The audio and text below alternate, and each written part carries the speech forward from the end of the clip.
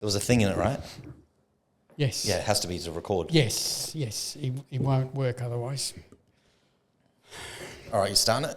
It's going. Oh, okay. All right. Well, Yeah. the promoter And the pro. the pro. Yeah, there we go. Episode, 6? I think it's 6. Yeah, correct. Well, yeah, we'll find that out later, I guess. I think it's 6, yeah. It is 6. Yeah, I'm pretty sure of it. Hey, Ben. You don't, no one needs to hear about my problems. I go on about them all the time. Well, that was just a general Look, it's getting polite chit-chat. It's getting better. I'm like today and yesterday, I was able to train relatively good. I can feel that I'm on the mend. Good. Yeah, less pain. Yep. Yeah, touch wood. It's coming. Getting better. Yeah, Well, that's been, a couple of months now, isn't it? Mate, it's been like 11 weeks now. You did say it's 12 weeks usually. Every 2 years, I'll get like 12 weeks of just like, screw you. Yep. And yeah, here we are. But I'll get it back. Like, this always happens. Kudos to you, though. You still have been functioning. You've been coming and doing your job and everything. Well, you have to, don't you? Well, I don't have a choice. That's right. Yeah, I mean, like, fortunately, a lot of my clients are very Understanding. yeah. So, like, I'm like, hey, look, I can't come in because, like, I'm in horrible pain. And they're like, yeah, it's cool. We'll just make another time. Yeah. But it's almost over. Excellent. Wow. Yeah. Yep. I've still been training. Yeah. I've had a deload this week. Oh. And I hate deload. Like, it's like you walk around the gym and go, what's the purpose of this? What is the purpose of a deload? Like, why are you deloading? Because my coach told me to. Yeah. But what? And we'll get on to that in a second. Yeah. But no. Well, that's the guy. I'm with BJ, and he's programming with a powerlifting comp. So I came on with him 12 weeks out from the comp. Yeah. So it's in 4-week blocks.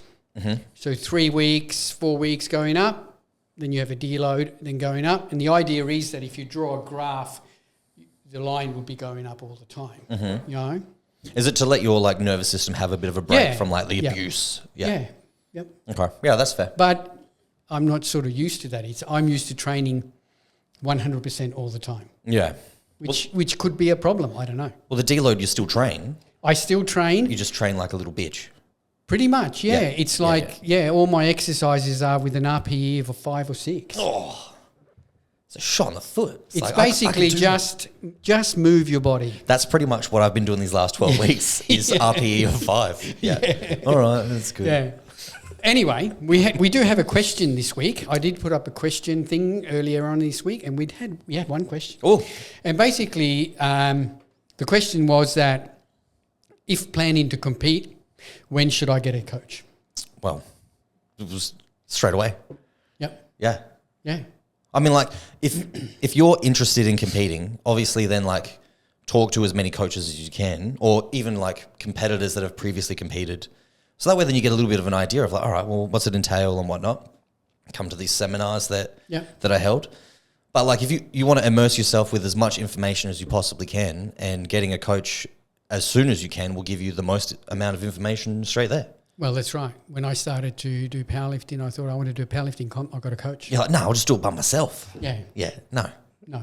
No, because you would, like, if you were following a program that you had been doing yourself previously, what kind of strength increases were you making? Well, yeah, not much. But then you got a coach. I got a coach. And now how amazing has your strength increases been? Well, I'm the strongest I've ever been in my life. Well, exactly.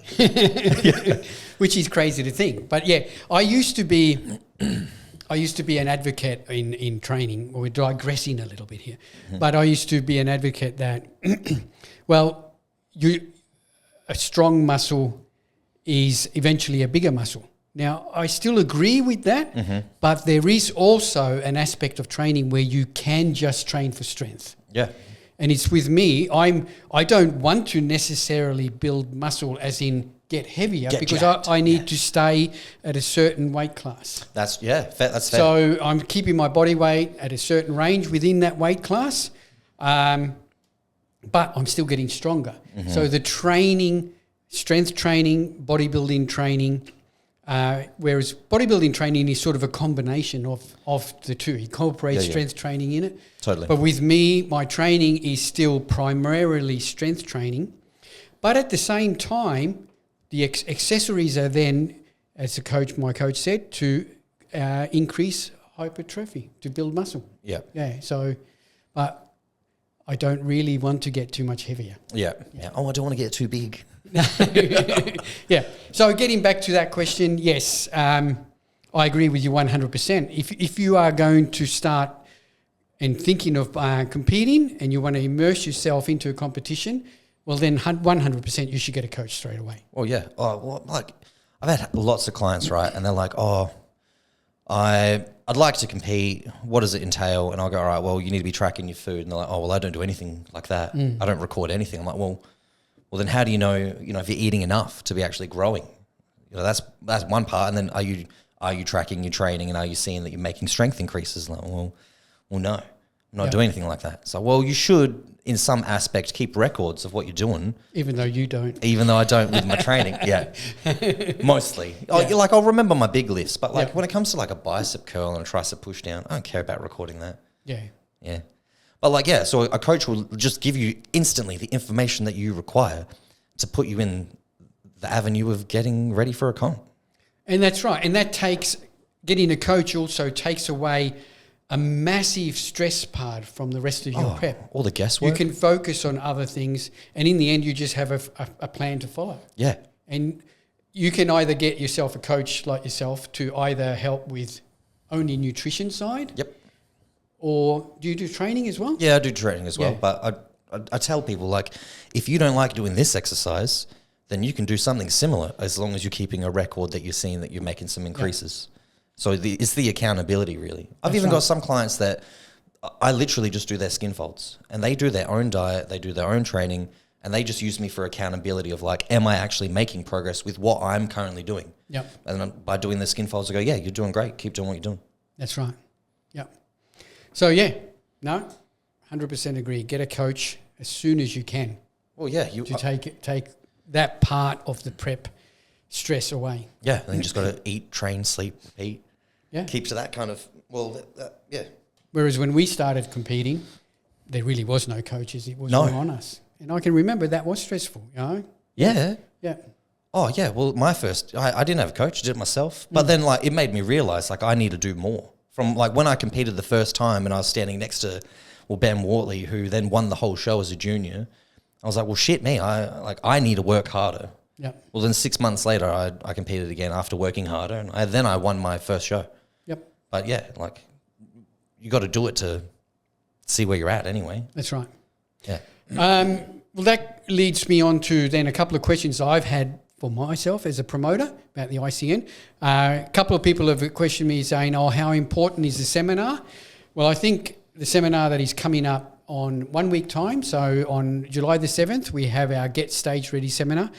Mm-hmm. If you've never competed before, well, then I think it's very important. Totally. Because we're going to go through everything about the show, all the divisions, all the criteria, explained everything. We've got judges on hand. We've got all the tanners, so you can talk to the tanners about all your tanning. We've got the videographers, photographers. Everyone is going to be there, and we'll be talking everything about the show. So if you never competed before, the seminar is very, very important. Even people that have competed, because things change. It's always evolving and changing, exactly right? Yeah. Right. So that way, then you want to be updated with the information firsthand, rather than having to backwards and forwards and guesstimate for your clients as well. That's right. So that I'll always attend, because if there is anything that's different, I want to know about it. Yeah, and that brings me to the thing about the coaches. Yeah, the coaches should attend these seminars. Yeah. I'm always amazed that so many coaches don't come to these seminars. And not just the ICN seminar, any seminar. If you're preparing clients for a contest, you need to be on top of the criteria for that federation you're preparing them for. Yes. So I think it's important that even coaches come. Otherwise, I know you'll cop it and be like, well, why did this change? I don't remember this new thing. That's right. Well, if you came to the seminar. Exactly right. If you asked, then yeah. That's right. The other thing I've had a question about recently is the ICN Worlds. So the Worlds are in Canberra in the first weekend in November. Yes. A lot of people are asking what the qualification is for that. Well, ICN Australia is launching the Worlds on the 1st of July, which is on Monday. So I'll have all that information at the seminar next week, obviously. As in terms of what the qualification is, the minimum qualification is that you're going to need to compete in your state show.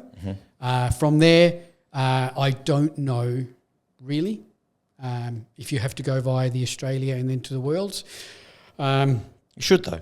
Well, you should. I think if you are planning on competing in the Worlds, well, yeah, you should go to the Australia and then to the Worlds. Yeah. Yeah. Why not? And why not? Yeah. Yeah, it's natural progression. That's right. Of what you're trying to achieve, right? Exactly right. And yeah, look, I know everyone comes along about the cost, but I think it's also about, and we've spoken about this before, is getting that competition experience. Yeah.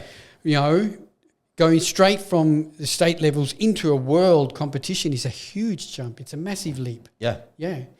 And if you go from the state show to the Australia, and you might not do really well at the Australia, and that could be a deciding factor that, okay, I'm not world ready yet. Yes. Yeah. Yeah. No, I Which is a major issue. Yeah. I totally agree with that. Yeah. Well, then, yeah. Or if you're worried about money, then don't do so many different divisions. Yeah. Stick to the one that you know that you're going to suit Or best. then just focus on the ICN show. Yeah. Focus on one federation. Yeah. Yeah. You know, and that'll do it as well. Anyway, that's it.